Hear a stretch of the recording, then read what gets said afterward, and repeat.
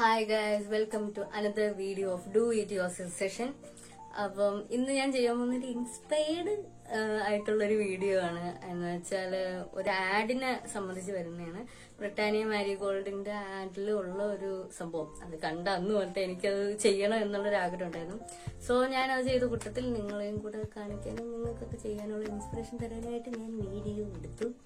So നമുക്ക് വീഡിയോയിലോട്ട് പോകാം.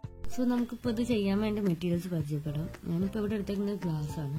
ഗ്ലാസ് തന്നെ കിട്ടിയില്ലെങ്കിലും കുഴപ്പമില്ല, നിങ്ങൾക്ക് കുപ്പിയോ അല്ലെങ്കിൽ നിങ്ങൾക്ക് എന്തിലാണോ ചെയ്തെടുക്കുന്നത് അതിൽ ചെയ്തെടുക്കാം. ഇതിപ്പോൾ ഞാൻ ഈ ഗ്ലാസ് എടുക്കുന്നത് വെച്ചാൽ ഇതിൻ്റെ അരിവ് ചെറുതായിട്ടൊന്ന് പൊട്ടിപ്പോയിട്ടുണ്ട്. അപ്പം ഞാൻ അത് വീട്ടുകാർ കളഞ്ഞപ്പോൾ ഞാൻ എടുത്തു.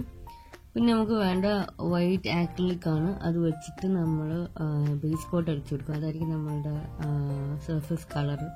ഒരു 3 കോട്ടൊക്കെ അടിക്കുമ്പോഴേക്കും നല്ല പെർഫെക്റ്റ് ആയിട്ടുള്ളത് കിട്ടും. പിന്നെ നമ്മൾ യൂസ് ആക്കുന്ന ഒരു ബ്രഷാണ്. ബ്രഷ് വെച്ചിട്ട് നമുക്ക് അതിൽ ആ വരച്ചത് നമുക്ക് ഇതാക്കി എടുക്കാനായിട്ട്. പിന്നെ ഒരു പെൻസിൽ വേണം. പെൻസിൽ എപ്പോഴും നമ്മൾ ഇങ്ങനത്തെ ഇതൊക്കെ ചെയ്യാനായിട്ട് എടുക്കുമ്പോൾ ശ്രദ്ധിക്കേണ്ടത് HO5Hന്റെ പെൻസിലായിരിക്കണം എടുക്കേണ്ടത് ഔട്ട്ലൈനിങ്ങിന്. അപ്പോൾ നമ്മൾ വരച്ച് കഴിഞ്ഞ് മീൻസ് ഇൻ കേസ് എന്തെങ്കിലും മിസ്റ്റേക്ക് കൊണ്ട് നമ്മൾ മാച്ചാലും അതിൻ്റെ മാർക്ക് അവിടെ കിടക്കില്ല. അങ്ങനെ വലിയ അഴുക്കൊന്നും വരില്ല. ഡാർക്ക് പെൻസിലാണെങ്കിൽ പാടാണ്. പിന്നെ അത് ഒരുമാതിരി ഒരു അഴുക്ക് കണക്ക് അവിടെ ഇങ്ങനെ ആ സർഫസിൽ ഇങ്ങനെ കിടക്കും. പിന്നെ നമുക്ക് വേണ്ടത് ആക്രിലിക് കളറാണ്. ആക്രിലിക് പെയിന്റാണ്. ബ്ലാക്ക് ആണ് എടുത്തേക്കുന്നത്. ഇത്രയും മെറ്റീരിയൽസ് ആണ് നമുക്ക് വേണ്ടത്.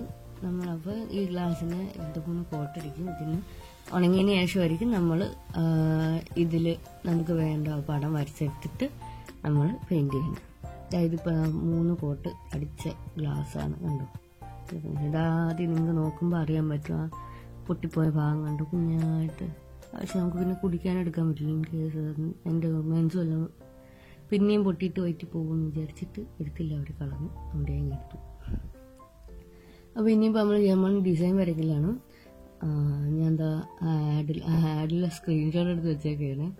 ആഡിൽ ഈ ഫേസാണ് ഞാൻ വരയ്ക്കാൻ പോകുന്നത്. അപ്പം എനിക്ക് ഇതിൽ വേറെ ഫേസസ് ഉണ്ട് ഇഷ്ടമുള്ളത്. ഇപ്പോൾ ഇതിപ്പോൾ ചെയ്യാമെന്ന് കരുതി. ഇതിൽ ബ്ലാക്ക് ആക്രിലിക് മാത്രമേ യൂസ് ആക്കിയിട്ടുള്ളൂ. വേറെയിലൊക്കെ ഇങ്ങനെ ചീക്സിലൊക്കെ റോസ് വരുന്നുണ്ട്. സോ ഞാനിപ്പോൾ അത് ഔട്ട്ലൈൻ ചെയ്തെടുത്തിട്ടുണ്ട്. കണ്ടോ, ഞാനിപ്പോൾ ഇത് ചാക്കോൾ പെൻസിലിട്ട് വരച്ചത്. ബിക്കോസ് എന്നാലും എനിക്ക് കാണാൻ പറ്റും. ഞാൻ എച്ചിന്റെ പെൻസിൽ വെച്ച് വരച്ചാൽ ഒന്നും കാണാൻ പറ്റില്ല. അപ്പോൾ അത് ആ ഫേസ് റെഡിയായി. ഇനിയിപ്പോൾ നമുക്ക് ആക്രിലിക് വെച്ച് പെയിന്റ് ചെയ്ത് എടുക്കാം നമുക്ക് ഈ ഫേസ്. സോ നമ്മുടെ ഫേസ്, ആ ഒരു ഫേസ് നമ്മൾ ആക്രിലിക് വെച്ച് കളർ ചെയ്തെടുത്തിരിക്കുക. ഏതാണ്ട് അതുപോലെ തന്നെയല്ലേ ഇരിക്കുന്നു. ആണെന്ന് എനിക്ക് തോന്നുന്നു. അപ്പം നമുക്ക് ഇതിൽ തന്നെ ഉള്ള വേറെ നമുക്ക് ചെയ്യാം കേട്ടോ. ഇപ്പം ഞാനിത് ഓപ്റ്റ് ചെയ്തെന്നേ ഉള്ളൂ.